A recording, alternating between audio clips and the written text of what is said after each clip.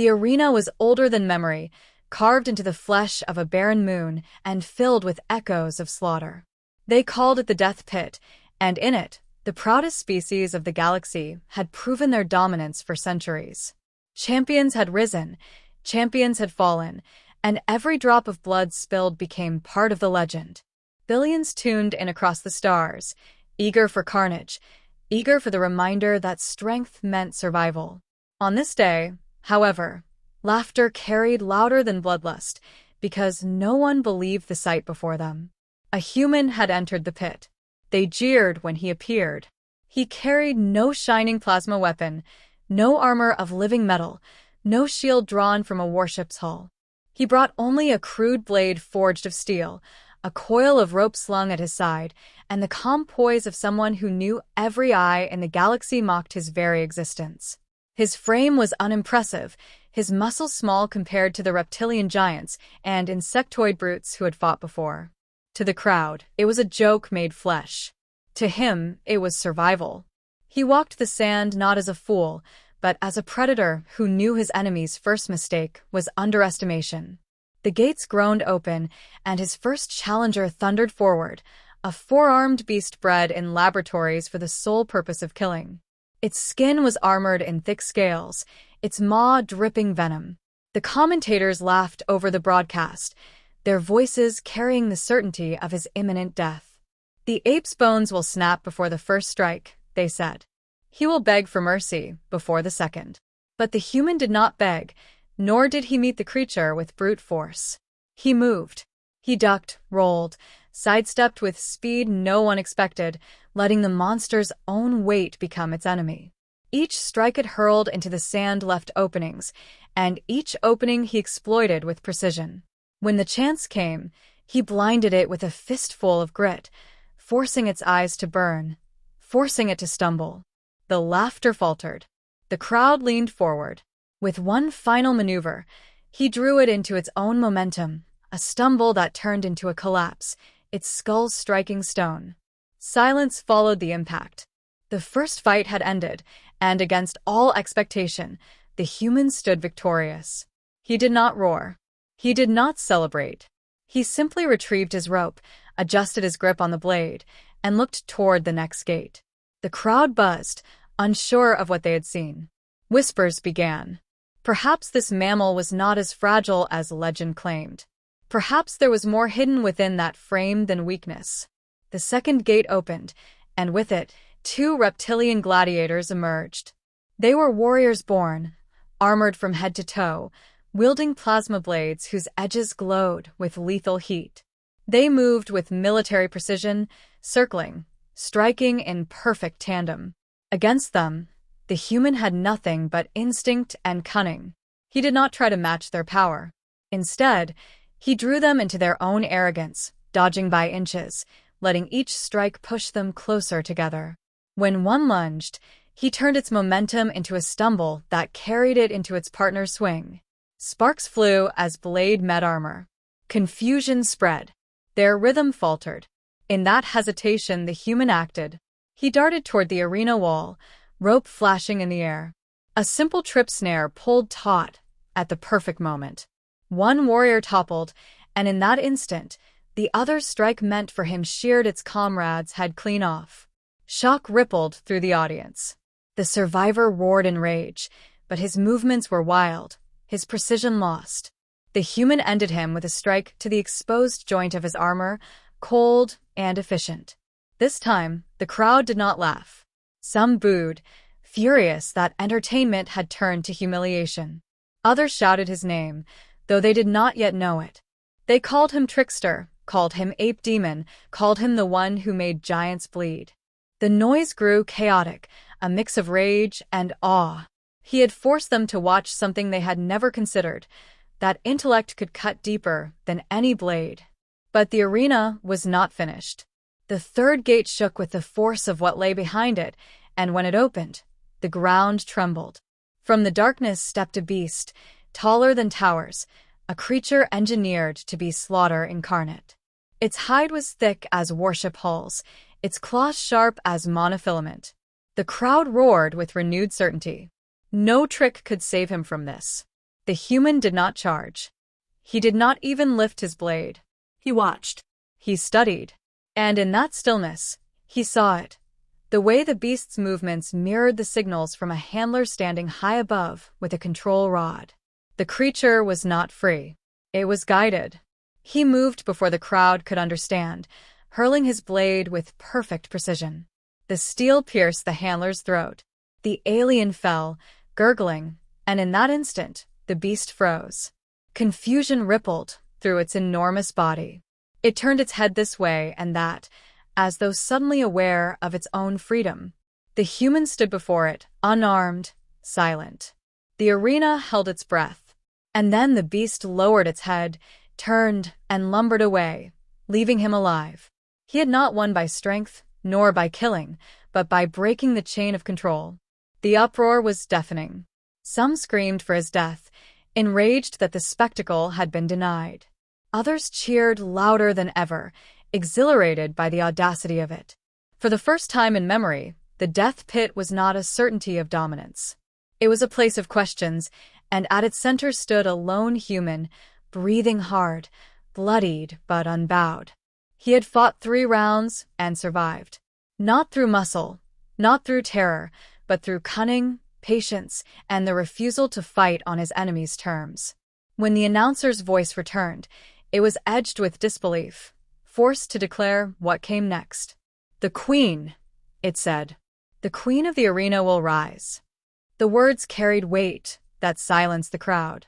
For the first time, even the seasoned warriors in the stands fell quiet. The human looked toward the final gate, sweat running down his brow, chest heaving from exhaustion. He did not falter. He simply waited as the ancient doors groaned open and darkness stirred beyond.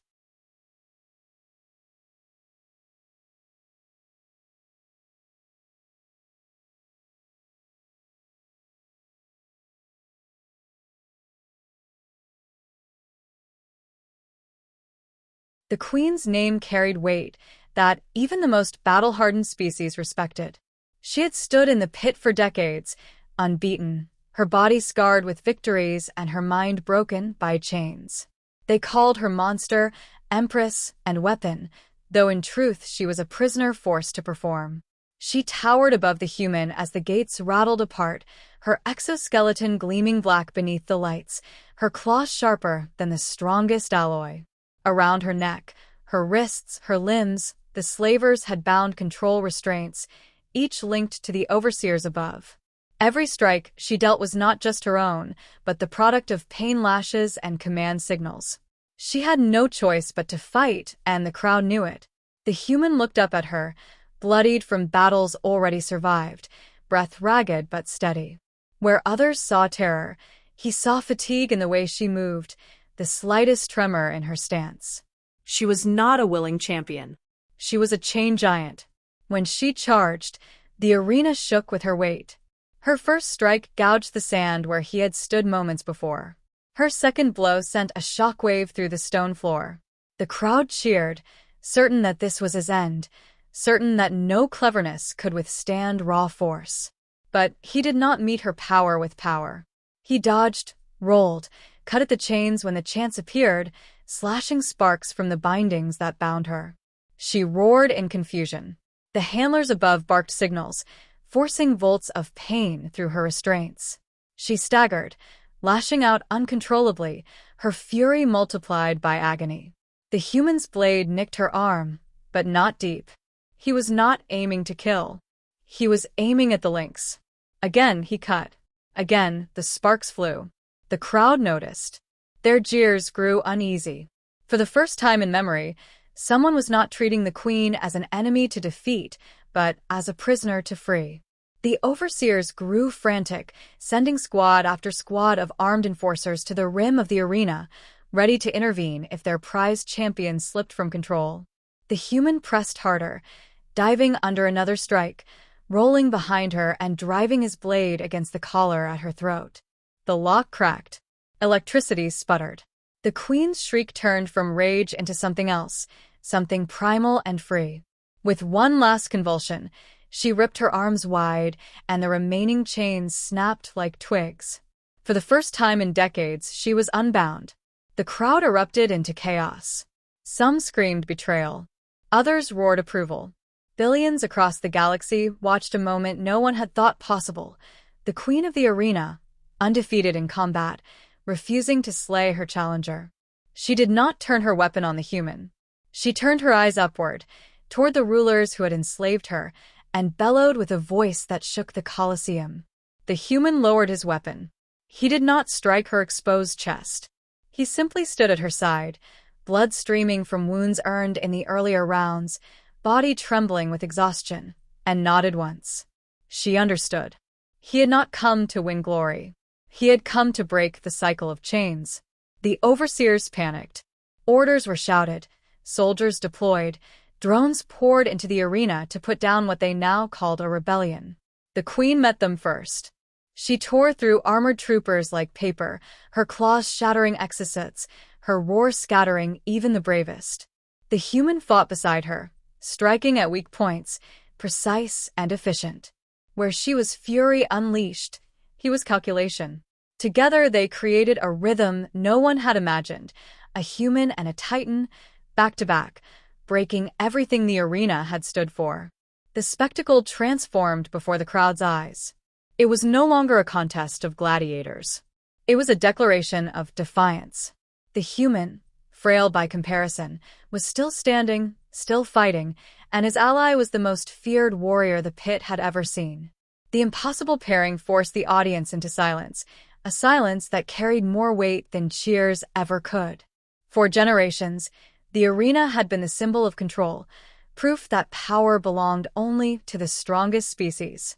Now, on live broadcast across billions of systems, a fragile mammal had broken that truth apart by refusing to play the game.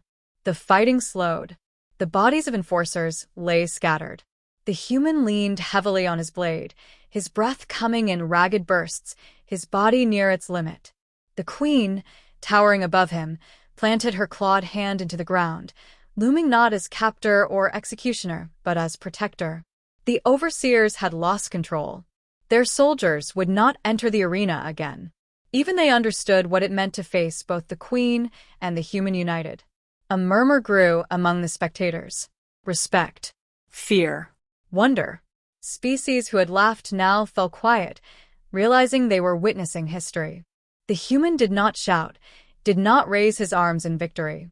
He simply remained, bloodied and unbroken, beside the queen he had freed. And when she finally turned her gaze down to him, her head lowered in acknowledgement, the gesture was unmistakable. She had chosen, not because of chains, not because of command, but because respect demanded it. The crowd had no words. Commentators faltered.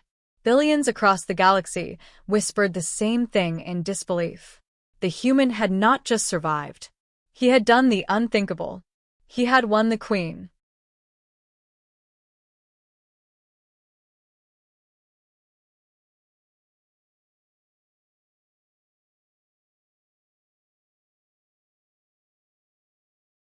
The queen's roar still echoed across the Colosseum when silence fell heavy as stone.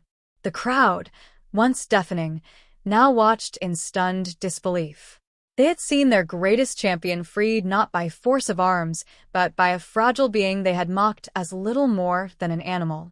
The human stood in the sand, his body shaking with exhaustion, cuts dripping blood down his arms, his blade dulled and stained. Yet his eyes held steady, locked on the queen as if nothing else in the galaxy existed. He had not struck her when victory was in reach. That choice spoke louder than any triumph. She studied him, her multifaceted eyes reflecting torchlight and fire. Her kind spoke through gestures more than words, through roars and the language of movement. And in the tilt of her head, in the stillness of her claw held inches above his fragile form, she made her answer clear. She would not kill him. She would stand with him. The chains that had bound her had snapped, and so too had the illusion that she was only a weapon. Above, the overseers raged. Their voices blared across comms, demanding her submission, demanding the human's death. But she no longer obeyed. With a swing of her massive claw, she crushed the control pylons embedded in the arena floor. Sparks showered the sand. The last of her bindings fell away, leaving her entirely free. A wave of unease rippled through the crowd. Generations of certainty had just collapsed. The queen, undefeated for decades, no longer served them. And beside her stood a human who had forced the change. Enforcers flooded into the arena again, desperate to restore order. The human tightened his grip on his blade. His body protested every movement, yet his mind sharpened with clarity. He had faced monsters, warriors, and beasts, and survived not by matching their strength, but by using what they never expected: patience, misdirection, adaptability. Now, with the queen beside him, every enemy that entered carried hesitation. She moved like a tempest, tearing through armored troops with unstoppable ferocity. He struck where her blows left gaps, cutting at joints, throats, and weak spots. Together, they created something alien spectators had never imagined: partnership. The spectacle was no longer entertainment. It was rebellion. And though the crowd did not yet chant in unison, the weight of their silence was undeniable. A new legend was being written before their eyes, one that no overseer could erase. The human did not revel in the slaughter. He moved with economy, each strike a necessity, each step calculated. His strength was nearly gone, but his will was iron. He had already achieved what he came for. He had proven that humans were not frail creatures to be mocked. He had shown that compassion was not weakness, and that empathy in a place built only for blood could be more dangerous than any weapon. When the last of the soldiers fell, the queen raised her head to the sky and bellowed, a sound so powerful it shook dust from the highest pillars. This was no cry of victory. It was declaration. She was no longer their captive. She was no longer their slave. And she made clear to all who watched that her loyalty now lay with the one who had freed her. She moved to his side, lowering her body slightly, a gesture her species reserved only for those they considered equals. The overseers attempted one final gambit. Massive drones armed with energy cannons descended, filling the sky above the pit with a storm of glowing barrels. The crowd gasped, torn between terror and anticipation. The human stared upward, squinting against the harsh lights, knowing he had little left to give. Yet he stood firm, refusing to yield, refusing to retreat. The queen stepped in front of him, her armored frame shielding him entirely. When the first barrage fired, she leapt, her claws slicing through metal as if it were paper, bringing one drone crashing into another. The explosions lit the sky, thunder rolling over the Colosseum. She landed, wings unfurling for the first time in years, their span vast enough to shadow the human completely. For a moment, the arena was drowned in silence again.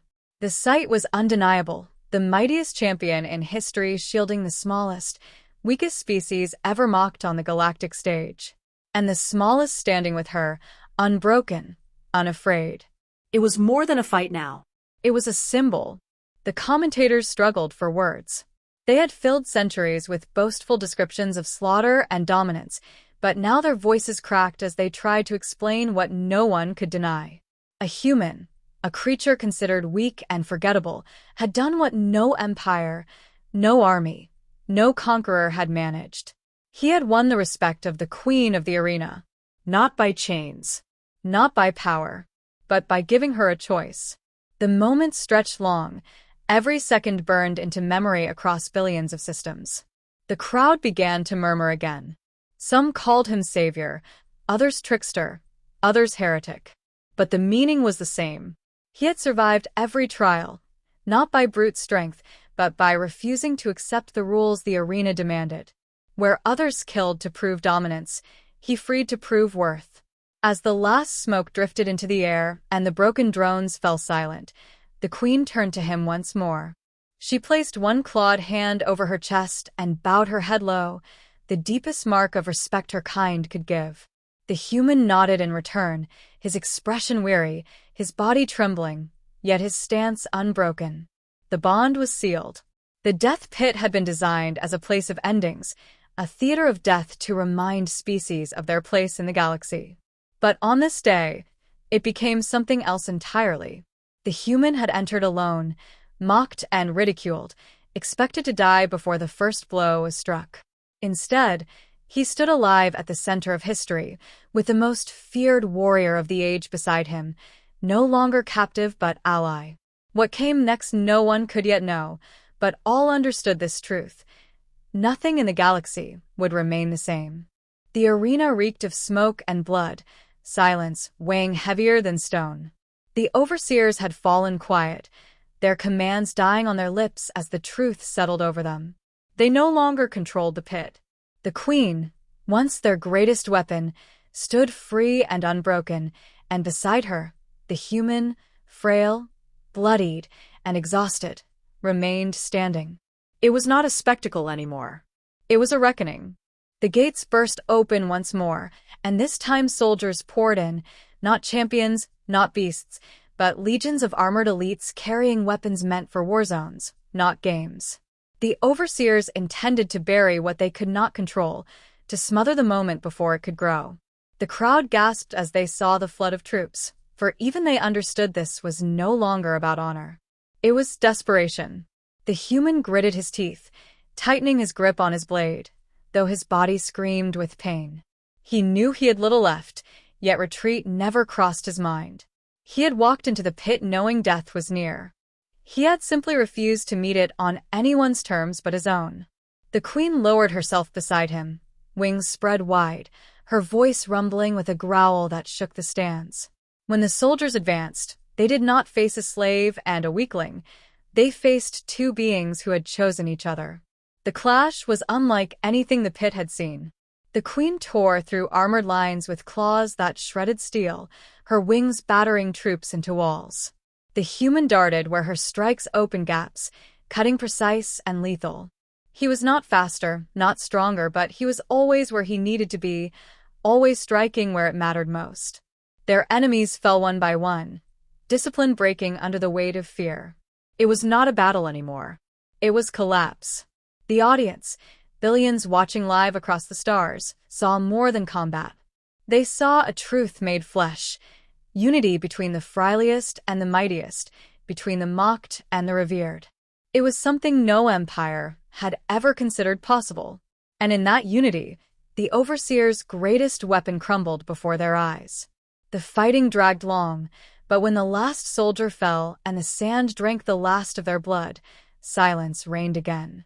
The queen stood towering, her body slick with crimson, her chest heaving from exertion. The human leaned on his blade, trembling, his clothes torn, his face pale. Yet he was still alive. The two of them stood in the center of the pit, the ground littered with the wreckage of the overseer's will. A voice rose from the stands, then another, then 100, until the noise swelled into a storm. They were not jeering now. They were not mocking. Some shouted in awe, others in fear, but all spoke of the same thing, the human who had entered alone and left with the queen. Commentators scrambled for words, but the event had outgrown them. The broadcast spread across the galaxy like wildfire. Billions whispered the same question: what happens next? The queen turned, her massive shadow falling over the human. She lowered her clawed hand, not as a threat, but as recognition. He met her gaze, unflinching, and in that exchange, the bond between them became undeniable. She did not see him as prey, nor as rival. She saw him as equal. The overseers tried one final time to assert control, their voices trembling over the comms, ordering guards to close the gates, to trap them inside. But no soldier moved. The spectacle had broken them as much as it had broken the crowd. Who would dare throw themselves against the queen now, knowing she fought by choice? Who would risk facing a human who had survived the impossible? Even fear has limits.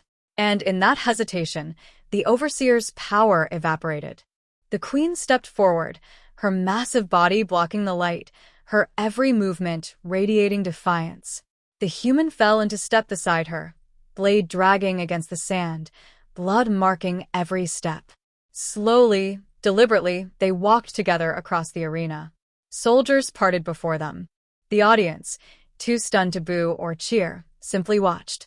Billions of eyes across the galaxy saw them approach the gate not as enemies, not as champions, but as partners.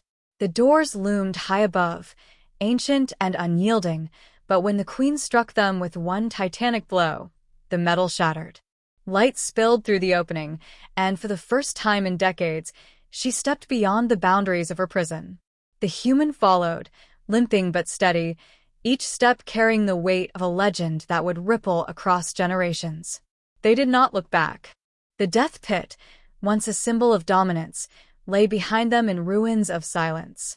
Ahead lay a galaxy that had just witnessed its own illusions die. Whispers already spread across the systems. The human had not conquered the queen. He had not enslaved her. He had not slain her. He had given her freedom, and in return, she had chosen to walk with him. For the galaxy's rulers, it was unthinkable. For the enslaved, the forgotten, and the broken, it was hope. The image burned itself into history, the fragile figure of a human, bloodied but unbowed, and the towering silhouette of the queen at his side. The words followed quickly, repeated until they became legend, repeated until even those who had not seen it live believed they had. The human entered the death pit alone. He emerged with the queen. No one could say what came after.